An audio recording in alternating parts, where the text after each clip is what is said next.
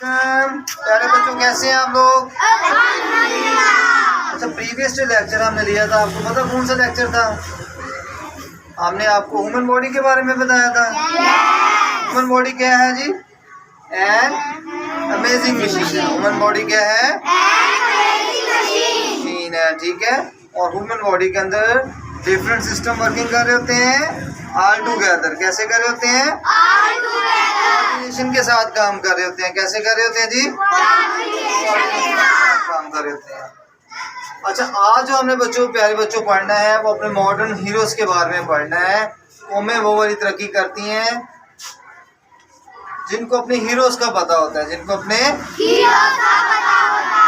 इसकी शेप देखी आपने, इसको शक्ल देखी, ये कौन है? आपको पता है किसी को? Doctor Abdul Qadeer. Okay, doctor Abdul Qadeer Khan ने क्या किया था पाकिस्तान के लिए, किसी को पता है? जी बेटा, इसने बम बनाए थे। इसने एटॉमिक बम जो बनाया था, जो दुनिया में सिर्फ 6 या 7 कंट्रीज के पास है। दुनिया में 200 से ज्यादा कंट्रीज हैं, ये 6 या 7 कंट्रीज के पास एटॉमिक बम है, जिससे हमारा डिफेंस मजबूत हुआ था। वो किसने बनाया था जी? डॉक्टर अब्दुल कदीर। अच्छा, इसका पता है आपको ये कौन है?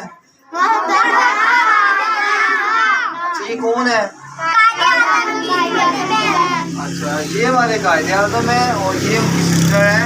इन्होंने मिलकर एफर्ट की थी पाकिस्तान को बनाने के लिए। अच्छा, जो आज इस शख्सियत के बारे में आपको स्पेशली मैंने बताना है वो है अबू अली सीना। क्या है? अबू अली सीना। He is a Muslim scientist. ये हमारा मुस्लिम साइंटिस्ट है, साइंसदान था। इसका नाम क्या जी? अबू अली सीना। अच्छा, इसकी कारनामे आज मैं आपको बताता हूँ। इसकी स्टोरी बड़ी इंटरेस्टिंग है। इसकी इल्म के लिए लगन बड़ी इंटरेस्टिंग है। क्या है? इल्म के लिए इसकी लगन बहुत ज़्यादा इंटरेस्टिंग। अबू अली सीना बेटा कहाँ पे पैदा हुए थे? इसका जो असली नाम था वो हुसैन था। ये अफगानिस्तान के शहर बुखारा के अंदर पैदा हुए थे। ठीक है। ये 1980 जो है वो AD के अंदर पैदा हुए थे। ये आपको पता होना चाहिए, ठीक है। अच्छा, जब ये पैदा हुए ना, इनको मैथ सीखने का शौक हो गया। क्या हो गया? मैथ सीखने का। किसी ने कहा कि आप ना अगर मैथ सीखनी है तो फलां रेडी वाला आता है, उससे आप मैथ सीख लें। उसने ना उसकी मिन्नतें करनी शुरू कर दी और उससे मैथ सीखनी शुरू कर दी। उसने थोड़ी सी मैथ सिखाई, कुछ दिनों में ये सारा कुछ सीख गया। उसने कहा यार मुझे और सिखा दें। इसने कहा सर आप मुझे और सिखा दें। उसने कहा जितनी मुझे मैथ आती है ना वो मैंने आपको सिखा दी, अगर इससे ज़्यादा मैथ सीखनी है तो आप कहाँ पे चल जाएं जी? रॉयल लाइब्रेरी के अंदर, जो बादशाह की लाइब्रेरी है ना, वहाँ पे किताबें हैं, उससे आप सीख सकते हैं अगर और इल्म सीखना है। ये पक्का था। मैं आप लोगों को इसलिए बता रहा हूँ इसकी स्टोरी। इसने इल्म हासिल करने के लिए बहुत ज़्यादा मेहनत की, बहुत ज़्यादा जिदोजहद की। इसने कहा अच्छा अब मैंने बादशाह सलामत की लाइब्रेरी में जाके पढ़ना ही पढ़ना है। फिर इसने लोगों से पूछना शुरू कर दिया कि मैं बादशाह सलामत की लाइब्रेरी तक कैसे जा सकता हूँ। तो लोगों ने ये बताया कि अगर बादशाह को एक बीमारी है, एक मैदे का मसला है, अगर कोई उसको सॉल्व कर देना तो जो बादशाह को कहेगा बादशाह उसकी बात मान लेगा। कि हर बंदे को उस वक्त किताबें मुयस्सर नहीं थी, किताबें हाथ से लिखी जाती थी, सिर्फ बादशाहों के बच्चे ही किताबें पढ़ सकते थे। इसने एक हकीम के पास जाना शुरू कर दिया, उससे यही सीखना शुरू कर दिया कि मैदे के मसाइल को, ठीक है। आखिर करते करते ना इसको पता चला कि बादशाह को ये मसला है। उस तरह के जो पेशेंट आते थे उनकी इसने ट्रीटमेंट करनी शुरू कर दी। एक दिन इसको ये एहसास हुआ कि जो बादशाह को मसला है उसका हाल इसने तलाश कर लिया हुआ है, ठीक है। सर कई सालों की मेहनत के बाद फिर इसने बादशाह सलामत के दरबार में गया और उससे कहा कि मुझे आपके मसले का हल पता चल गया है, ठीक है। उसने कहा अच्छा अगर आपको पता चल गया। उसने कहा जिस तरह की मुझे बीमारी है 2 बंदे और बुलाओ उस तरह के, पहले मेडिसिन उसको खिलाओ ताकि मुझे ना कुछ हो जाए। उनको मेडिसिन खिलाई गई, वो लोग सेहतयाब हो गए। बादशाह ने फिर कहा अच्छा चलो अब मुझे भी खिला दो। जब वो मेडिसिन बादशाह ने खाई तो बादशाह भी सेहतयाब हो गए। अच्छा बच्चों, फिर इसने बादशाह ने कहा कि आप मांगो, मुझसे क्या मांगते हो। इस बंदे ने ये काम किया। इसने कहा कि आप मुझे सिर्फ पढ़ने की इजाज़त दे दें लाइब्रेरी में। किसकी इजाज़त दे दें? सिर्फ पढ़ने की इजाज़त मांगी, ना उससे पैसे मांगे, ना हीरे मांगे, ना सोने मांगे। क्या मांगा? बादशाह कहता नहीं पढ़ने की इजाज़त नहीं मैं दे सकता। लेकिन इसने कहा आपने तो मुझसे वादा किया था। अच्छा उसने कहा चले मैं अपने वादे की पास रखता हूँ, आप पढ़ लें।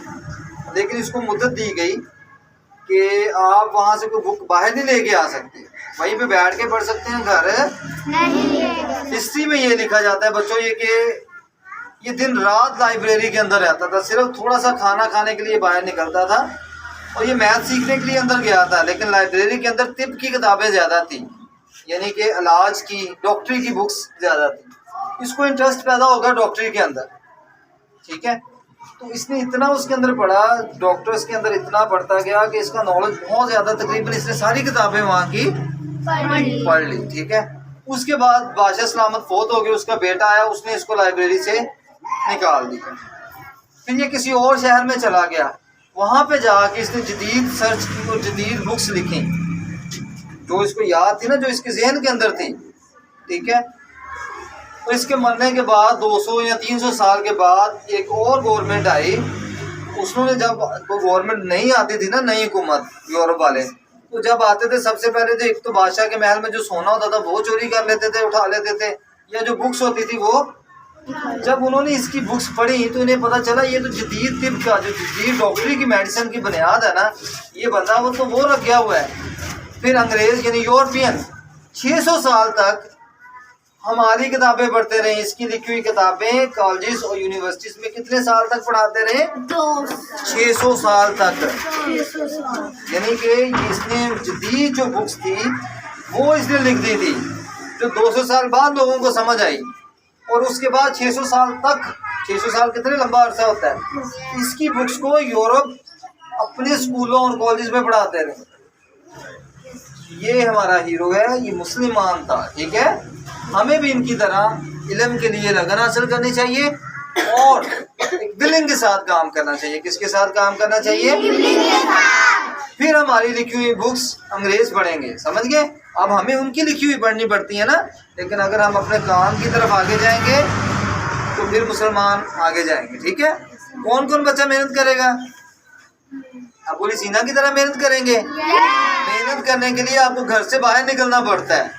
क्या करना पड़ता है? घर से बाहर निकलना पड़ता है, हार्ड वर्किंग करनी पड़ती है, पेरेंट्स को छोड़ना पड़ता है, ठीक है, सैक्रिफाइसिंग करनी पड़ती है, तकलीफें बर्दाश्त करनी पड़ती हैं। क्या करनी पड़ती हैं? अगर आप लोग तकलीफें बर्दाश्त करेंगे फिर नाम कमाएंगे आप। अगर मुसीबतें नहीं बर्दाश्त करेंगे, अच्छी यूनिवर्सिटीज़ में नहीं जाएंगे, पहले नंबर पे सबसे अच्छी जगह पे जाके आप लोगों ने पढ़ना है।